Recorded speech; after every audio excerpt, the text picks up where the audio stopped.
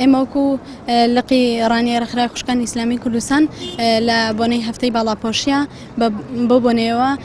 هەستین بە ئەنجامدانی ئەم چالاکیە کە خۆی بینێتەوە لە داواشکردنی دیاریە بەسەر خانمانی ناباڵاپۆشە کە دیارەکان خۆی بینێتەوە لە گوڵ و لەچک و پروشەری باڵاپۆشی بە ئومێدەوەی کە خۆی گەورە هیدایەتی ئەو خانمانە بدا کە ناباڵاپۆشن بۆ ئەوەی ڕێگەی باڵاپۆشی بگرنە بەر و سەرفراز بن ئینشاڵڵا. هەستین بەدا بەشکین چەند خەڵاتێک بە بۆنەی هەفتەی باڵاپۆشیەوە لە زانکۆی ڕاپەڕینمان هەڵبژار، بەڵام نازانین لەبەر چ هۆکارێک ڕێگریمان لێکرا لە ناو زانکۆ هەرچەندە داواکاریشمان پێشکەش کرد، بەڵام داواکاریەکان قبول نەکردین.